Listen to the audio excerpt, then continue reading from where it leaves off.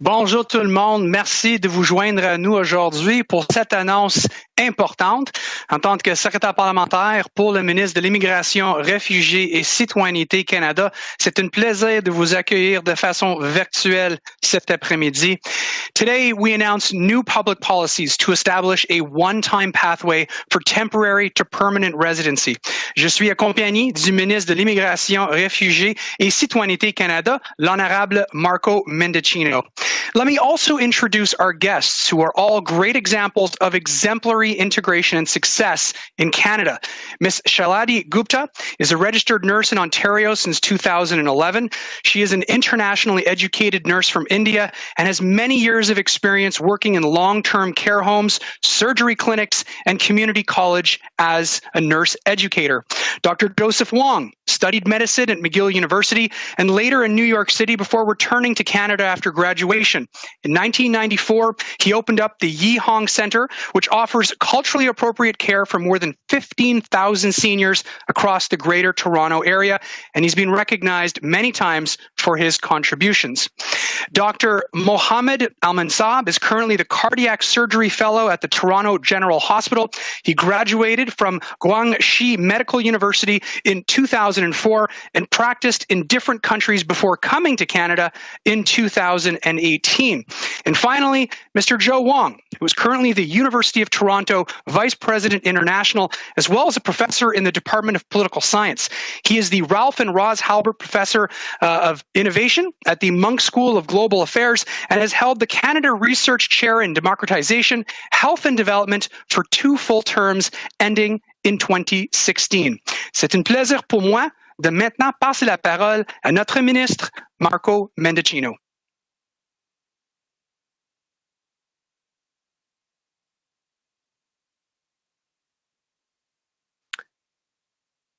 Monsieur le ministre, je pense que vous êtes en sourdine. I believe you're on mute, Minister. It's got to happen at least once every session. Merci, Peter, et bon après à tout le monde. Je suis très heureux d'avoir l'opportunité pour une discussion très importante sur le dossier d'immigration. Thank you, Peter. And as we begin this important discussion and announcement today, I want to begin by acknowledging that I'm joining you virtually from the territories of the Mississaugas of the Credit. And I am so excited to have 4 esteemed guests who themselves have lived the experience of coming to Canada, starting a career, contributing to the economy, contributing to their communities in one of the most important sectors right now, and that is, of course, the healthcare sector. And so what we would hope we do against the backdrop of this important discussion and announcement which is coming is have a conversation with the 4 of you around your own experiences, your own journey in coming to Canada, and what you see is the significance of this announcement for future newcomers and those who are already here in Canada, who are taking the same steps as each and every one of you. So perhaps I'll start with you, Dr. Al-Mansab. I know that you have a very internationally flavored education yourself, but you chose Canada. And you are now here in Canada, and you are now working on the front lines of the hospital. Maybe you could shed some light on why it is that of all of the countries in the world, you decided to come to Canada. And I'm sorry, but I think Dr. Mansub, you're also on mute. Sorry. It happens. It happens. Thank you very much for Mr. Minister and for this conversation. Through you, I would like to say thank you to the Canadian government for opening the doors and welcoming the immigrants and providing them with opportunities and homes. So for me, I have had education in a couple of countries. I started in my home country, Yemen. Then I moved to China, where I had my medical school and training. Then after that, I moved to Saudi Arabia. I practiced a couple of years. But at the time, my country erupted civil war, which I believe you hear it every day in the news. it is one of the worst humanitarian situation, if not in the history, is in the current days. So given that I don't have a stable home, I had to find a safe and stable place for my career and also for my kids. Among many places, personally, my sister and my extended family, they live in the United States, and they are U.S. citizens. But and I've been there many times. In my own impression, Canada is very welcoming. The society is very diverse and multicultural. More welcoming, warm welcome to the immigrants. So I decided that Canada would be the safest and the optimal place for me to find a safe place for me and for my kids. And so you are currently at Toronto General Hospital, where you've been since July 2020. But before that, you also spent some time in Halifax as well, I understand, out in Atlantic Canada. And I imagine that was an experience as well. Yes. And before that, I've been for a year in Montreal. Then I found a position in Halifax. It's a very nice place. I would say it is in the peripheries of Canada. But it's very nice. I wouldn't expect that Arabic would be the second most spoken language in Halifax. I thought we're going to a very periphery area in Canada, but I was shocked that they have Arabic radio, they have mosques, they have schools, and as I said, Arabic was the second most common spoken language in Halifax after English. Well, thank you very much, Dr. Mansoub, and certainly your experience and the diversity that you have seen and are now part of within the fabric of our communities really reinforces why you chose Canada. And we are very grateful that you did and are now here and working in Toronto on the front lines at a particular moment when we need people like you and the others that I'm going to come to. And perhaps now I'll turn to Ms. Gupta. And I know that you as well have had an incredible journey in coming to Canada, and your chosen profession was to become a nurse. But now you are helping others as well come into that profession. And perhaps you can tell us a little bit about how the pandemic and the challenges have really shone a light on the contributions of newcomers, despite all of the other adversity that they often face in just coming to Canada.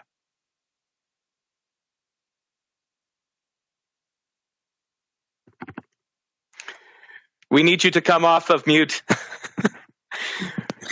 I think it would be great if all of our guests today started off on mute, just so we keep the pattern going. That'd be fantastic. Thank you.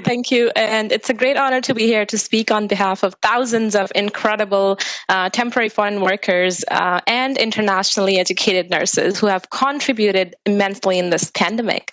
And, myself, I migrated to Canada, as Peter mentioned, in 2009, and I had worked in different areas and many years of experience.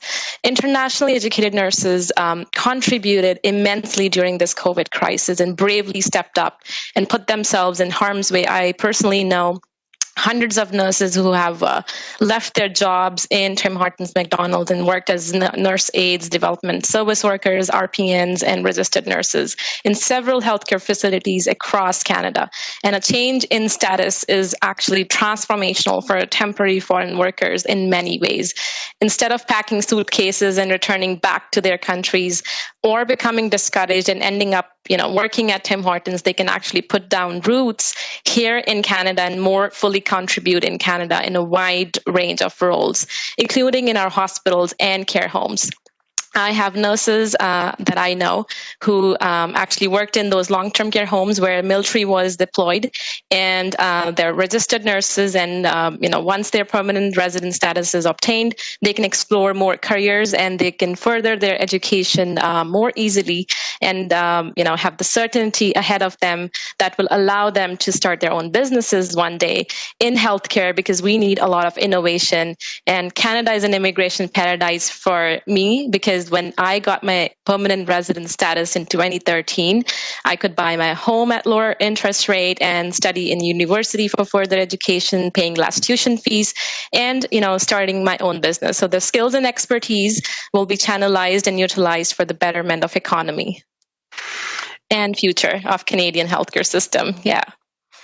Well, thank you so much, both for choosing Canada, but also for your contributions as a nurse, and now helping others to join that profession. And there were a couple of things that you said that really struck a chord with me, and that was that a change in status is transformational, and it really addresses some of that uncertainty that for many newcomers who are here on a temporary basis still face, and particularly now in the midst of the pandemic. And maybe now I can turn it over to Dr. Joseph Wong to expand a little bit on that, and to also talk about your own journey, but equally to address the transition of a newcomer from someone who is here as a temporary worker or as an international student to becoming a permanent resident.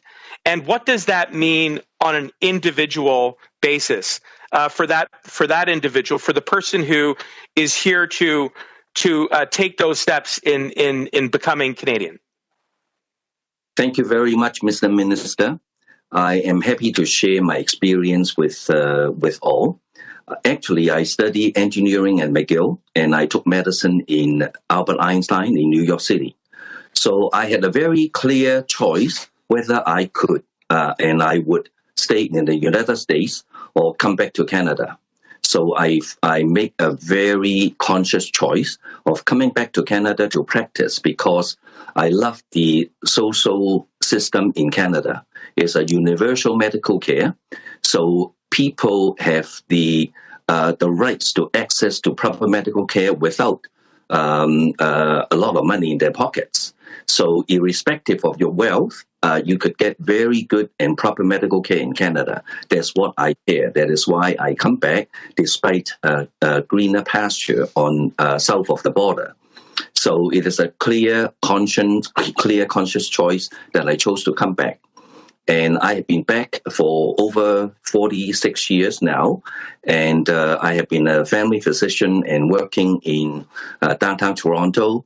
And in 1987, I started to create Yi Hong Center for Geriatric Care because I saw a lot of suffering in nursing homes that could not understand the language and the culture and the spiritual needs of residents of Chinese descent in downtown Toronto. So the first Yi Hong Center was established in 1994, and within the subsequent years, Yi Hong became the largest geriatric care center in Canada, non-profit geriatric care center in Canada and in the whole of North America. So we are extremely proud of our achievement.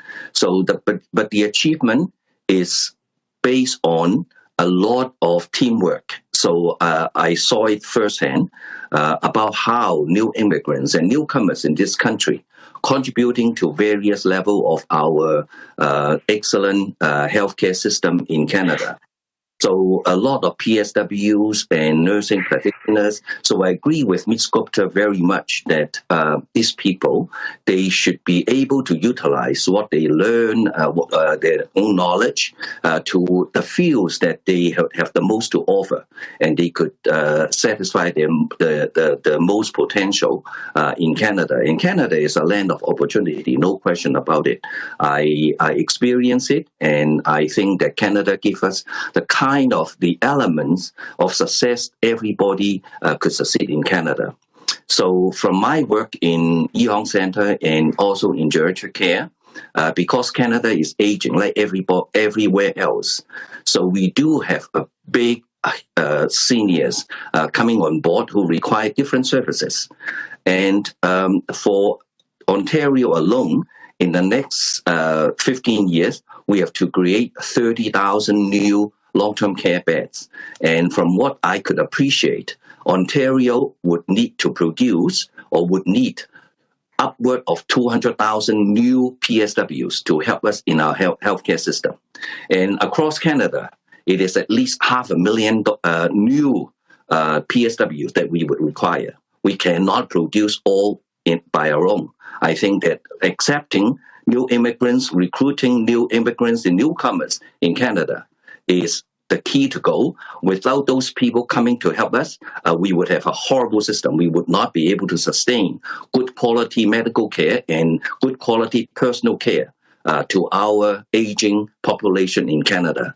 So I'm very glad to see that, Mr. Minister, that you are announcing a very innovative plan to recruit more of these people so that we could train them. Now, Yihong is starting a training college. We are running for a few terms already, producing more PSWs from various languages. We are not serving only Chinese Canadians alone. We are serving Japanese, Filipino, and South Asians, and very soon we are helping the Vietnamese community and the Korean-speaking community to start their own nursing homes. And all these people, all these facilities would need PSW, would need a lot of management people, nurses, and various healthcare professionals in different ranks. So I'm very happy to see what you are doing today. You are safeguarding the healthcare and the health services of our seniors population. So this is an extremely good news to us. Dr. Wong, you have touched on so many important things in your comments, and the one thing I want to begin by saying is that your journey really has come full circle.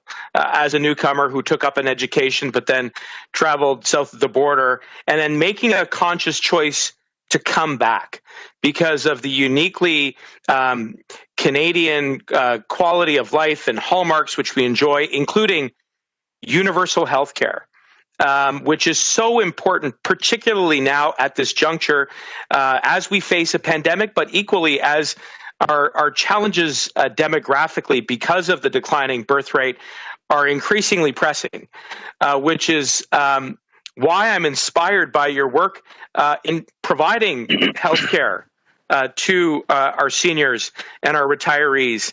And you recognize, as I think everybody on this panel does, and I hope that the vast majority of Canadians, that our path to prosperity, that Canada's path to prosperity lies through immigration, because newcomers like you who will come and roll up their sleeves and contribute and give back in our healthcare sector and in many other vital areas of the economy are the key to our long-term prosperity. And maybe what I can do now is turn to our final guest, who is Professor Joseph Wong from the University of Toronto, to maybe widen the lens a little bit more for our viewers.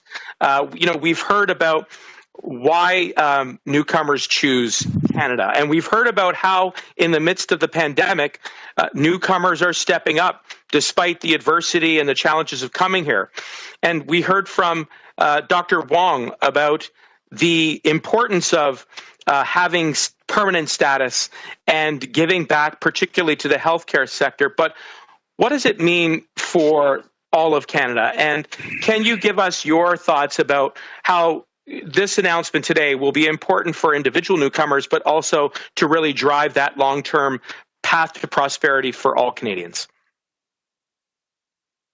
Great. Thank you so much, Mr. Minister. It's a real pleasure to be on this call and also with my esteemed colleagues on this panel. And first of all, I just want to say, Dr. Wong, it's a real honor to meet you.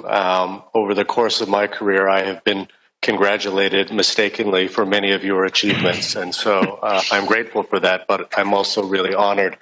The work that you have done in the community is legendary. It's terrific. It's reflective of precisely the kinds of values that we seek here in Canada. Second, I myself was born and raised in Canada, in Quebec, and raised in Brampton, although educated in the U.S., and returned to Toronto to start my career as a professor at U of T. My parents, however, were immigrants, and the stories that we've heard this morning, I think, reflect the ongoing journey that folks have had since, and indeed, I think, reflect the really positive experiences. My parents were educated in East Asia, the UK, and the US. My father was an engineer here for 40 years, and my mother, trained as a teacher, actually was a champion of the Heritage Language Program in the was a real pioneer in terms of Chinese language training. Very excited about the coming announcement. As everybody here knows, our ability as a country to retain global talent impacts our ability to attract global talent. And from the university's perspective, this is one of the most, I think, pivotal entry points into our country. This commitment at one level, I think, reflects our values and our principled commitment to immigration and diversity and all the work that we do to promote inclusion as well. But I think in terms of the hard facts, if we look, for instance, just in the university sector, our international students contribute upwards of about $22 billion per year into the economy. Our graduates, of course, then continue to contribute to the economy as consumers, as producers of knowledge, in the creator of jobs, and so forth. As well, this is an extraordinary opportunity for us to bring together global talent and global skills as we continue to develop our knowledge economy.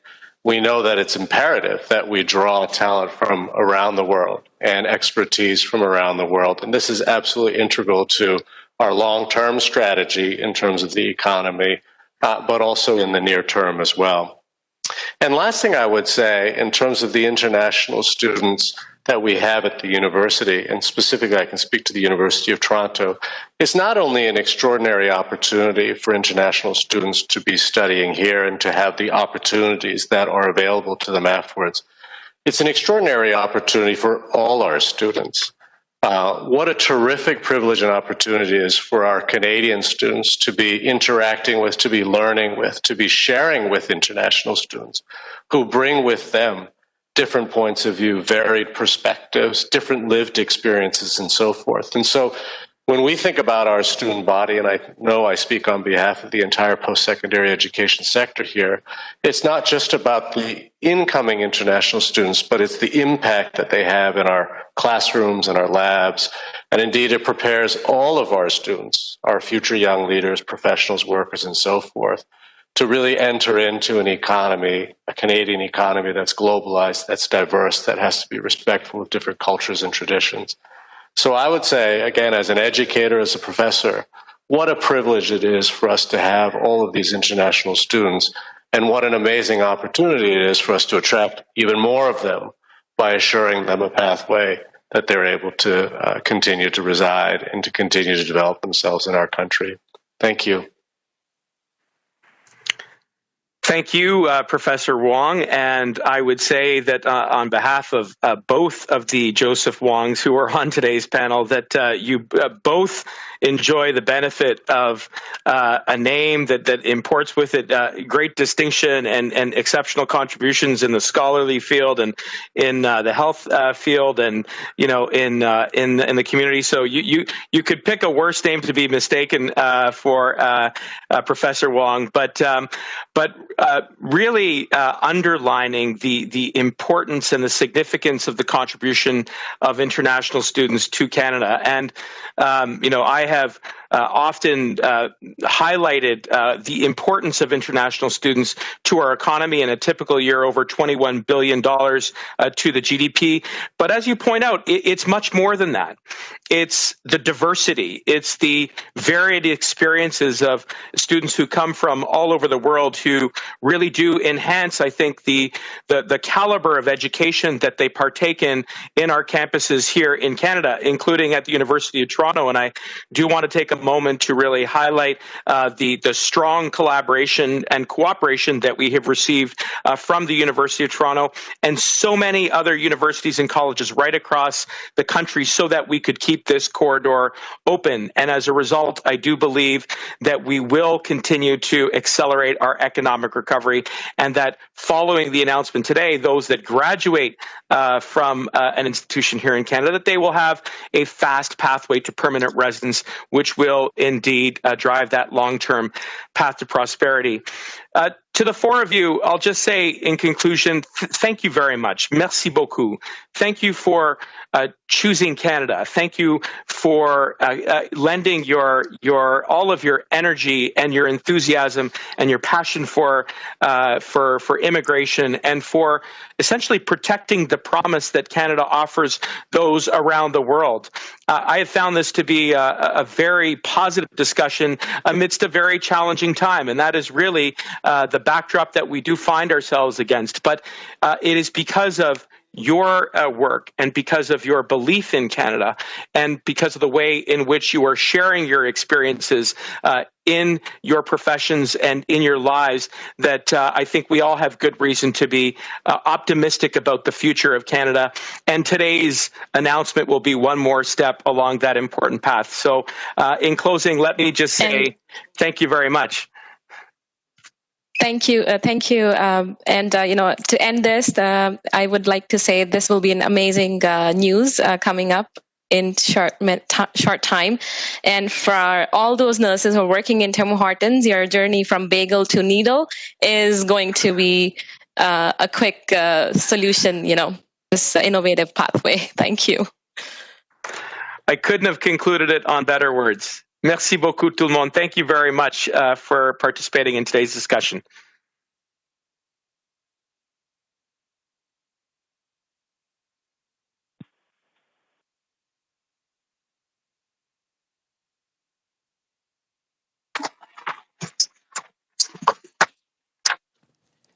Thank you to all our participants in the discussion. Merci beaucoup à nos invités. We will now begin the formal announcement portion, and I turn the floor over to Minister Mendicino. On commencera maintenant l'annonce formelle et la parole est au ministre.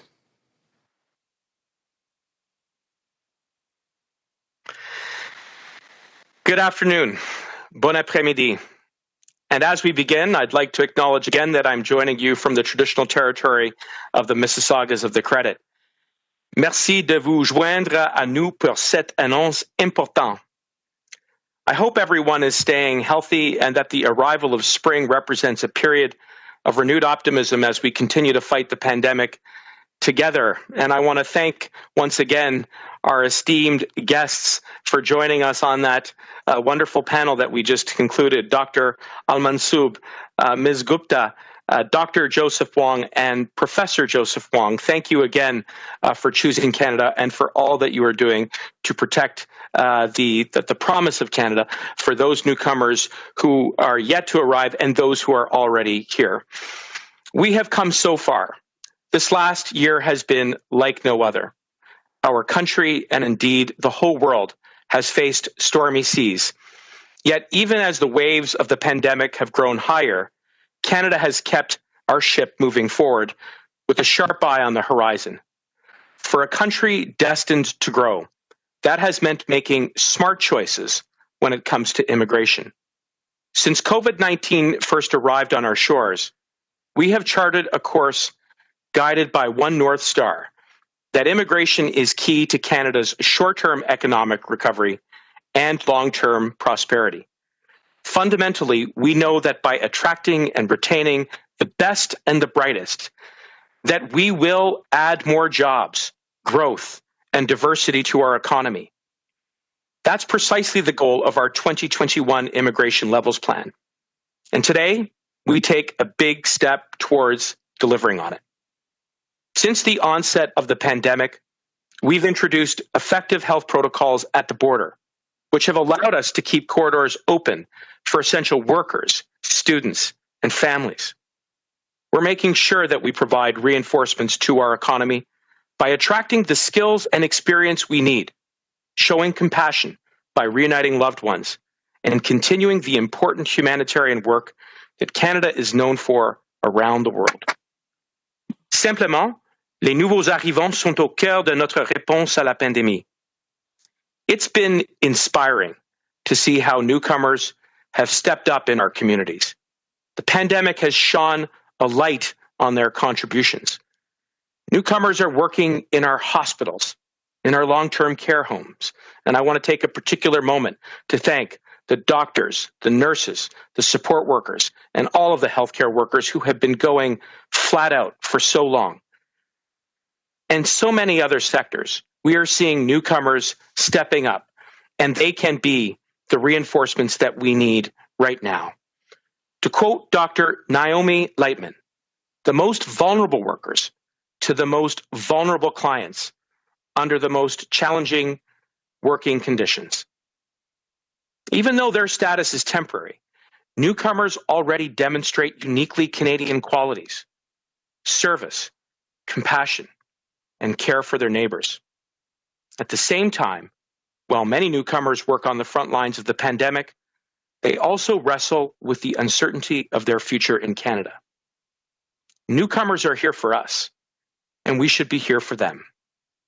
Le statut de ces nouveaux arrivants est peut-être temporaire, mais leurs contributions sont durables, et nous voulons qu'ils restent au Canada.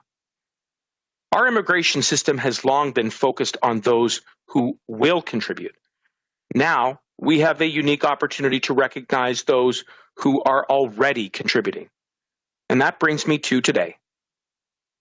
Today, I'm proud to announce the creation of a pathway to permanent residence for up to 90,000 essential workers and recent international graduates in Canada. This is a broad, fast, and innovative path to permanent residence. It's an unprecedented initiative that will support workers across more than 100 essential occupations that are vital to our economy. Je suis fier d'annoncer la création d'une voie vers la résidence permanente pour jusqu'aux 90 000 travailleurs essentiels et diplômés internationaux. Cette initiative aidera les travailleurs avec un statut temporaire dans le domaine des soins de santé et d'autres professions essentielles, ainsi qu'aux anciens étudiants étrangers. It includes 20,000 spaces for temporary workers in healthcare, 30,000 dedicated spaces for temporary workers in other supportive essential occupations, and 40,000 dedicated spaces for recent international graduates in Canada. This isn't just about giving people a new piece of paper. We're creating a pathway for newcomers that will strengthen their job security, expand their career horizons, and encourage them to put down deeper roots in our communities where they are giving back. This is about creating a pathway to prosperity for all Canadians. Nous savons que l'immigration est essentielle à la vitalité de nos communautés francophones et que la pérennité de la langue française au pays passe, entre autres, par l'augmentation de l'immigration francophone. C'est pourquoi ces politiques comprennent des espaces dédiés aux candidats francophones ou bilingues. We will begin accepting applications under this special policy on May 6, and we encourage candidates to start preparing today so they'll be ready. We're also accelerating processing of applications in our pre-existing pathways, including for family reunification and new permanent residents. Au cours de l'année écoulée, nous avons appris à apprécier à sa juste valeur ce mot, essentiel. Les travailleurs essentiels ont sauvé des vies dans nos communautés et ont aidé à assurer que les familles canadiennes continuaient d'avoir la nécessaire. A glaring truth that's hit home for many Canadians is that the jobs that we have historically deemed essential are the same ones that we have recently called lower skilled. From caring for our seniors to putting food on our tables, we now have a greater appreciation for the many skills and talents and supports that temporary workers are contributing right across our economy. With today's announcement, we're doing more than expressing our gratitude. We're demonstrating it. I hope that a generation from now, Canadians will look back on this moment as a time when we began to fully recognize the value of this work with an immigration policy that reflected it.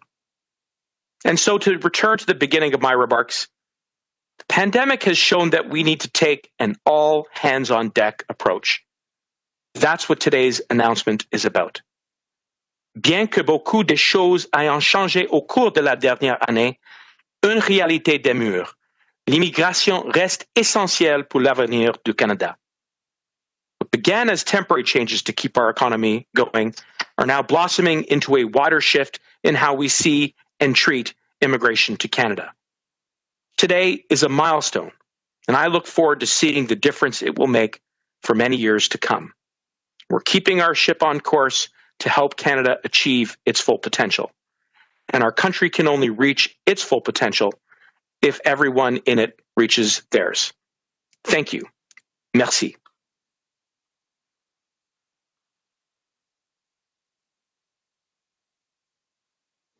Thank you, Minister. Merci, Monsieur le Ministre. We will now begin the press conference portion of our announcement. Nous commençons maintenant la conférence de presse. All questions will be from the phone, as I am totally alone here. So we will start with Rafi from CBC.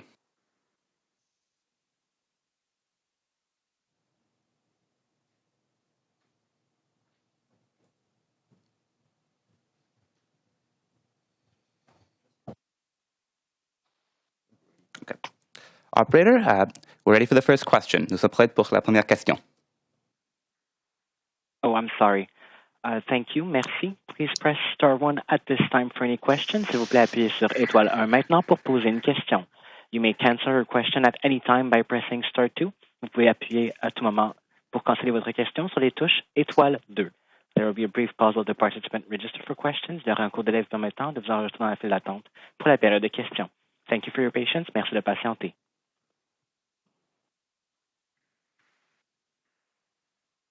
And our first question, notre prochaine question sera de Rafi Boudjikanian from CBC News. Please go ahead. La parole est à vous. Thank you. Hi. I was wondering, can we have details on the exact list of workers who will be included in this? I guess I'm wondering if it includes cleaners and kitchen workers, and also why does it not include farm workers? Well, absolutely. We'll be happy to provide you with a complete list of all of the occupations, but I want to just begin by saying that we have taken a broad, inclusive approach to defining what is essential under this policy. We have naturally started with healthcare, and as you've heard from our esteemed panelists earlier, how essential it is that we provide reinforcements, particularly now as we confront a third wave of COVID-19. This program will provide a fast and innovative pathway to ensure that those who are already in Canada and who are working in that sector will be able to have the job security and the career horizon to help us fight the pandemic, but also to accelerate our economic recovery. But we have also looked at other sectors and occupations and jobs that have not conventionally had an easy pathway. And we are taking an inclusive approach by looking at the building and trade sector, by looking at some jobs within the agricultural sector, because we know that it is critically important that we build up our infrastructure, that we secure food for Canadians. And that's what this plan will do. It will ensure that there is a fast and innovative pathway for workers who possess a range of skills across over 100 occupations, and it will help us achieve the goals in our 2021 immigration plan, which is about accelerating our economic recovery and protecting our long-term security. Do I get a follow-up? Yes, follow-up. Yes, I was wondering if you have any intention to formalize the Guardian Angel pilot projects to ensure refugees get these kinds of opportunities as well. Well, we have introduced the Guardian Angels program, which was in itself a groundbreaking pathway to provide permanent residency to undocumented asylum seekers who stepped up at, again, one of the most critical junctures in the early days of the pandemic during the first wave. These are individuals who overcame tremendous adversity to get to Canada, and without any status and without any assurances, still found themselves on the front lines of hospitals and the CHSLD, which are the long-term care homes in Quebec, and the groundswell of support from Quebecers and indeed among Canadians who recognized what a sacrifice that they were making is one of the main reasons why I was very proud to launch that program. And I will say that I am optimistic about the uptake of that program in large because we have been working closely with the government of Quebec and other provincial governments to ensure that as many asylum seekers can take advantage of that program as possible. And I have also reiterated on a number of occasions that the door remains open to revisiting the parameters of that program so that we can be as inclusive as possible, because we know that they have something to offer. And they already have offered and contributed, but we know that they have something more to offer going forward. And we will continue to ensure that the Guardian Angels program achieves its full potential as well. Next question. Prochaine question. Operator. Thank you. Merci. The next question. La prochaine question est de Romain Chouet de Radio-Canada. Please go ahead. La parole est à vous. Bonjour, Monsieur le Ministre. Bonjour, ça va? Monsieur le Ministre, avant de vous poser ma question, juste une petite précision. Il ne me semble pas que vous en avez parlé durant la conférence de presse, mais c'est quoi le délai de traitement pour les personnes qui vont postuler à cette nouvelle voie de résidence permanente? Donc, il y a 3 parcours, comme j'avais déjà dit. Un pour les employeurs qui travaillent dans le secteur de la santé. Le deuxième parcours est pour les autres occupations dans le secteur essentiel. Il y a une délinéation, une liste que nous délivrons à toute la presse. Et troisième, un parcours pour tous les diplômés qui avons gradué de les écoles récemment pendant les dernières 4 années. Et en plus, nous avons créé un critère qui a renforcé l'immigration francophone. Et ça, pour moi, c'est tellement important parce que, comme vous le savez, à Romain, notre gouvernement est un défendre de nos 2 langues officielles et on va continuer d'introduire des politiques spéciales comme aujourd'hui pour encourager plus d'immigration francophone. Donc, c'est des bonnes nouvelles pour le fait français, c'est des bonnes nouvelles pour nos 2 langues officielles.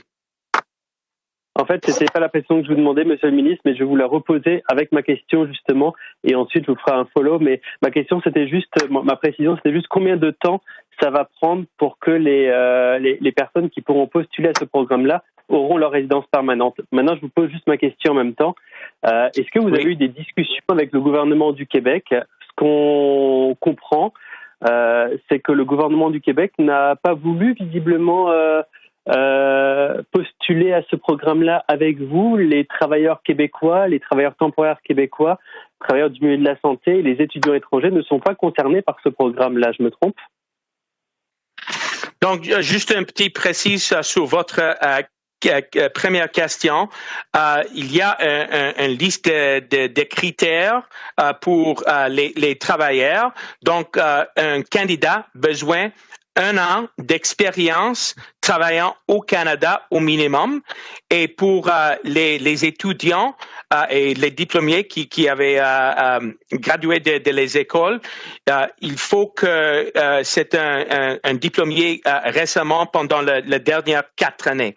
Donc, il y a plus de détails dans la déclaration d'aujourd'hui sur le programme. Et sur la question de nos collaborations de Québec, j'avais plusieurs de conversations avec mon homologue, la ministre Giraud, sur le dossier d'immigration. On s'assurait, le gouvernement de Québec, que nous sommes toujours prêts pour travailler ensemble avec eux, même sur cette politique publique que nous avons vient d'annoncer aujourd'hui.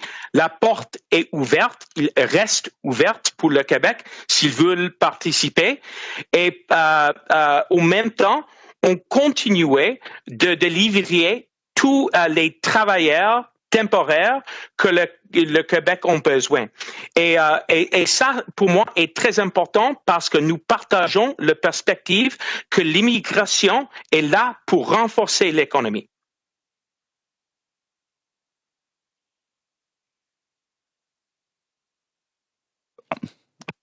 Merci, Monsieur le Ministre. Thank you, Minister. We'll now go to the phone for our next question. La question suivante, opérateur. Thank you. Please note that only media are allowed to ask questions. Veuillez noter que seuls les journalistes pourront poser une question. And the next question, la prochaine question est de Shelby Tavenot from CIC News. Please go ahead. Your line is open. Hello, Minister. Thank you for taking my question. So if these applicants who are in Canada have dependents like spouses or children overseas, will they be denied PR based on the fact that they should get PR, that should they get their PR, their dependents will be eligible to travel to Canada? Like other permanent residents, those who are accepted under this program will also have the opportunity to sponsor their immediate family members, which obviously includes their spouses and their partners and dependent children.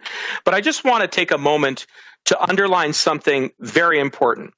And that is the work that our government has done to ensure that we are reuniting as many loved ones as possible throughout the pandemic and despite the pandemic. And as a result of having introduced very effective public health care measures at the border, which has significantly and all but reduced the transmission to less than 1% for all international travel, we have kept corridors open to reunite families. We have ensured that immediate families have been able to reunite. We have ensured that extended family members have been able to reunite.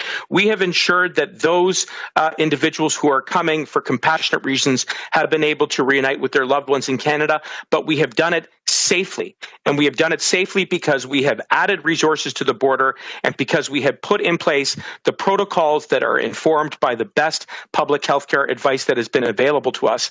And we've also done it in a way that is efficient.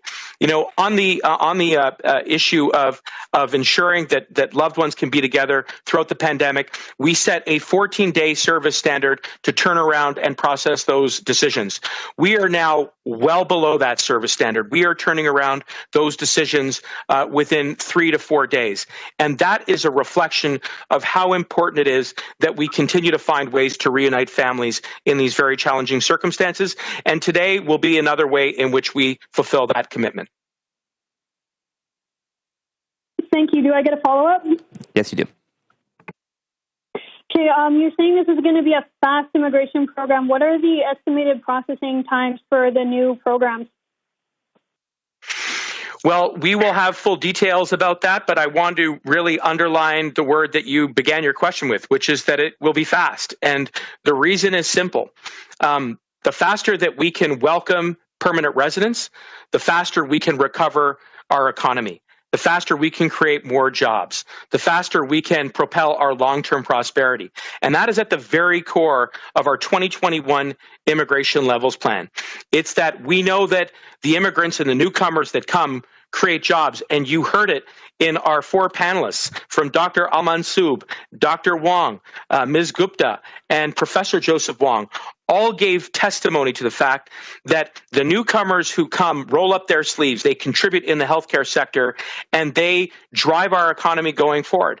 And when you remember that, you remember why it is that we're motivated to ensure that we have a fast pathway to permanent residency. But I also want to take a moment to point out that we are also investing in our pre-existing pathways under our express entry and under our family class pathways. And we have made significant progress by adding people, by going more digital, and by introducing flexible policy to make sure that those pathways are also going to be carried out as efficiently as possible. And that is how we're going to deliver on our 2021 immigration levels plan. Okay, we have time for one more question. Une question finale, opérateur?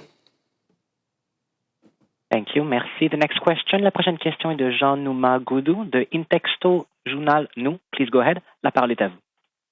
Oui, bonjour. En fait, pour revenir au sujet abordé par mon collègue de Radio-Canada, je voulais savoir, Je sais qu'il y a déjà, comme nous le savons tous, un programme ici au Québec adressé, assez limité pour les travailleurs essentiels. Et Québec ne voulait pas l'élargir malgré les appels incessants en ce sens. Est-ce que le programme annoncé aujourd'hui constitue un élargissement vers les travailleurs essentiels qui ne sont pas pris en compte dans le programme actuellement ici au Québec? Je pense que l'opportunité est là, mais je veux souligner quelque chose qui est tellement important pour moi. Ça, c'est le niveau de collaboration entre moi et mon homologue sur le dossier d'immigration. Nous venons de parler, pas chaque semaine, mais très fréquemment, et parce que la raison est simple, parce que nous comprenons très bien l'importance de l'immigration à l'économie. Donc, comme j'avais déjà dit à M. Chouet, la porte est ouverte. Je suis toujours prêt pour une discussion, pour la participation de Québec dans cette politique spéciale, s'ils ont besoin. Et pendant cette période, on va continuer de travailler ensemble pour délivrer tous les travailleurs étrangers que le Québec a besoin, même les travailleurs qualifiés. On avait fait beaucoup de progrès sur cette catégorie de travailleurs et on va continuer comme ça parce que, comme j'ai dit, nous sachons que l'immigration est là pour renforcer l'économie. Est-ce que je pourrais y aller avec une sous-question? Oui, bien sûr. Oui. En fait, les gens qui sont concernés, notamment des Haïtiens et d'autres communautés culturelles, des gens qui ne sont pas pris en compte dans le programme du Québec, voudraient savoir aujourd'hui, avec cette annonce-là, est-ce qu'ils auront une possibilité d'appliquer dans ce programme que vous annoncez? Moi, c'est un peu ça la question que j'ai. Une de mes inquiétudes est, je sais qu'il y a des pénuries de main-d'œuvre au Québec. Je sais qu'il y a des défis. Et l'immigration est là pour soutenir les employeurs, même dans le secteur agroalimentaire. Donc, ça, c'est une fonction de la collaboration entre nos deux gouvernements. Il y a des lignes de communication qui sont très claires et transparentes. Et on va continuer de chercher des façons, de chercher des solutions concrètes pour délivrer tous les travailleurs, tous les immigrants que le Québec a besoin. Et je pense qu'il y a un précédent très fort dans le contexte de l'immigration avec une entente qui marche bien, très bien pour Québec. Et on va continuer dans cet esprit. Merci, Monsieur le Ministre. Thank you, Minister, and thank you to all the members of the press for joining us virtually today. Merci à tous les membres du tribune de la presse qui nous joignent aujourd'hui. This now concludes the press conference. Ceci met fin à la conférence de presse. Should you have further questions, please don't hesitate to contact us. Si vous avez des questions supplémentaires, n'hésitez pas à nous contacter. Merci beaucoup. Merci beaucoup.